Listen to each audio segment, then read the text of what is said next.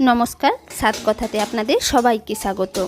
আজকে আমি আপনাদের সাথে শেয়ার করব সবথেকে সহজ পদ্ধতিতে ব্যাটার ফেটানোর ঝামেলা ছাড়াই ডিলিশিয়াস ম্যাঙ্গো কেকের রেসিপি। আশা করছি রেসিপিটি আপনাদের ভালো লাগবে। ভালো লাগলে প্লিজ আমার চ্যানেলটিকে সাবস্ক্রাইব করে আমার সাথে থাকবেন। চলুন রেসিপিটি শুরু করা যাক। এই রেসিপিটি বানানোর জন্য আমি একটি পাকা হিমসাগর আম নিয়েছি। আমটাকে ভালো করে ছাড়িয়ে নিয়ে ধুয়ে এভাবে পিস পিস করে কেটে এই মিক্সির জারের মধ্যে দিয়ে দিচ্ছি। আপনারাও চেষ্টা করবেন রোঁয়াবিহীন পাকা গাঢ় রঙের আম নেওয়ার, আর চেষ্টা করবেন একটু বড় সাইজের মিক্সির জার নেওয়ার। মিক্সির জারের মধ্যে যেই জারটিতে গোটা মশলা গুঁড়ো করা যায় আমি সেই জারটি ব্যবহার করেছি। দেখুন, ঠিক এইভাবে আমের সমস্ত কাতগুলো এভাবে কেটে কেটে মিক্সির জারের মধ্যে দিয়ে দিচ্ছি।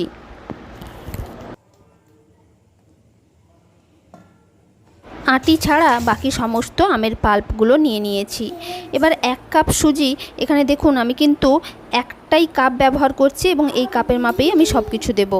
এই কাপের প্রথমে 1 কাপ সুজি দিলাম, তারপর আরও একটুখানি সুজি, মানে হাফ কাপের থেকেও কম সুজি।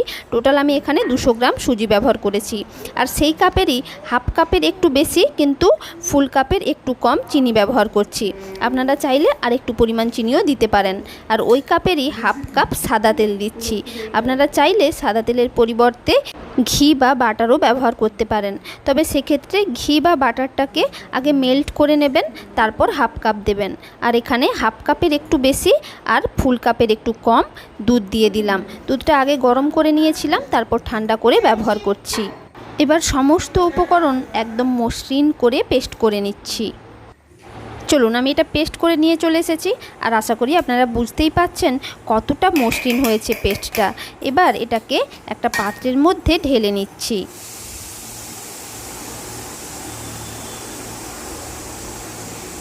সম্পূর্ণ ব্যাটারটা ঢেলে নিয়েছি।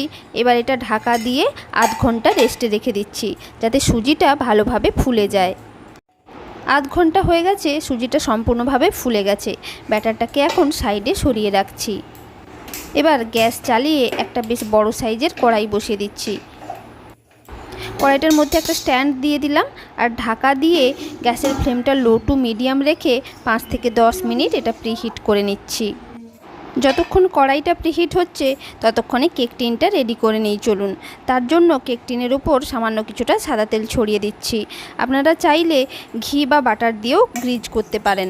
তারপর সাদা তেলটা এইভাবে চারিদিকে ছড়িয়ে দিচ্ছি, অর্থাৎ চারিদিকে ভালো করে মাখিয়ে দিচ্ছি। এইভাবে সাইডে সাইডেও কিন্তু ভালো করে মাখিয়ে দিতে হবে। এবার সামান্য কিছুটা আটা অথবা ময়দা নিয়ে কেক টিনে ভালো করে মাখিয়ে দিতে হবে। এভাবে 4-5টা ভালো করে মাখিয়ে দিতে হবে, কোনো জায়গা যেন ফাঁকা না থাকে। যদি কম মনে হয় তাহলে আরও একটু পরিমাণ আটা নিতে পারেন। আটা নিয়ে এইভাবে সাইডগুলোতেও কিন্তু ভালো করে ছড়িয়ে দিতে হবে। চলুন, মাখিয়ে নিয়েছি, আর অতিরিক্ত আটাটা এইভাবে ঝেড়ে ফেলে দিলাম। আমাদের কেক টিন রেডি। এবার এই কেকের ব্যাটারের মধ্যে দিয়ে দিচ্ছি 1 টিস্পুন বেকিং পাউডার, আর দিয়ে দিচ্ছি হাফ টিস্পুন বেকিং সোডা। এবার ঠিক এই বেকিং পাউডার এবং বেকিং সোডার উপর 3 থেকে 4 টিস্পুন দুধ বা 3 থেকে 4 টিস্পুন জল দিয়ে দেবেন। আর আপনাদেরকে কাছ থেকে দেখাচ্ছি, দেখুন এই দুধটা দেওয়ার পর কেমন বাবলস হতে শুরু করেছে। এবার একটি চামচ দিয়ে খুব ভালো করে সব কিছু মিশিয়ে নিচ্ছি। এখানে একটা কথা বলি, এই বেকিং পাউডার এবং বেকিং সোডাটা ব্যাটারের মধ্যে আগে থেকে মিশিয়ে রাখবেন না, ঠিক কেক টিনে ঢালার আগেই এটা মেশাবেন। চলুন, এটা ভালো করে মিশিয়ে নিয়েছি। এবার কেক টিনের মধ্যে ব্যাটারটা ঢেলে দিচ্ছি। আর যখন ঢালছি আশা করি আপনারা দেখতে পাচ্ছেন এর কনসিস্টেন্সিটা এমনই পোরিং কনসিস্টেন্সি যেন কেকের ব্যাটারটার হয়। এবার কেক টিনটা ধরে এইভাবে ট্যাপ ট্যাপ করে দিচ্ছি, যাতে ভেতরে কোনো গ্যাপ বা ফাঁকা স্থান না থেকে যায়। এবার কয়েকটা কাজুর টুকরো ওপর থেকে ছড়িয়ে দিচ্ছি। আপনারা চাইলে কাজুর সাথে পেস্তা এবং কাঠবাদাম সব কিছুই এভাবে টুকরো টুকরো করে ওপর থেকে দিতে পারেন। কড়াইটা প্রিহিট হয়ে গেছে। এবার ঢাকনাটা খুলে কেক টিনটাকে খুব সাবধানে এই স্ট্যান্ডের উপর বসিয়ে দিচ্ছি। তারপর আবারও ঢাকনা দিয়ে প্রথমে লো টু মিডিয়াম ফ্লেমে 15 মিনিট, তারপর একদম লো ফ্লেমে 40 থেকে 50 মিনিট আমি এটাকে রান্না করে নিচ্ছি।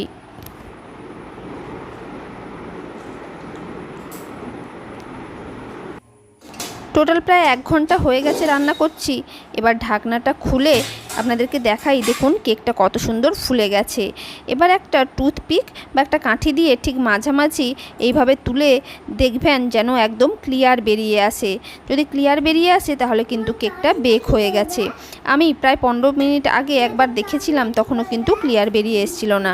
গ্যাসের ফ্লেমটা অফ করে দিলাম। এবার খুব সাবধানে কেক টিনটাকে নিচে নামিয়ে নিচ্ছি। চলুন নামিয়ে নিয়েছি। এবার এটা সম্পূর্ণ ঠান্ডা করে নেব। প্রায় আধ ঘন্টা হয়ে গেছে, কেকটা সম্পূর্ণ ঠান্ডা হয়ে গেছে। এবার একটা ছুরি দিয়ে এভাবে সাইডটা জাস্ট হালকা করে ছাড়িয়ে নিচ্ছি, যাতে উল্টোতে কোনো অসুবিধে না হয়। এবারে একটা প্লেট বা থালাও নিতে পারেন। এভাবে কেক টিনের উপরে দিয়ে খুব সাবধানে উল্টে দিতে হবে। উল্টে দেওয়ার পর উপরে অর্থাৎ কেক টিনের উপরে এইভাবে 2-4 বার ট্যাপ করতে হবে। 2-4 বার ট্যাপ করার পর এইভাবে দেখবেন খুব সহজেই কেক টিনটা থেকে উঠে চলে এসছে। আর খুব সাবধানে আমি এটাকে উল্টো সাইডেও উল্টে দিলাম। দেখুন আমাদের কেকটা কতটা নরম আর সফট হয়েছে, আপনাদেরকে কেটে দেখাচ্ছি আমি। আর আপনারা এরকম নিত্য নতুন রেসিপি পেতে চাইলে আমার চ্যানেল সাত কথাকে সাবস্ক্রাইব করে নেবেন। আর সাবস্ক্রাইব করার পর পাশে থাকা বেল আইকনটি প্রেস করে দেবেন, যাতে আমার যে কোনো নতুন ভিডিও আপনাদের কাছে সবার আগে পৌঁছে যায়। আর এই রেসিপিটি ভালো লাগলে একটা লাইক করে দেবেন, সবার সাথে শেয়ার করবেন আর নিচে কমেন্ট করে জানাবেন কেমন লাগলো। নমস্কার।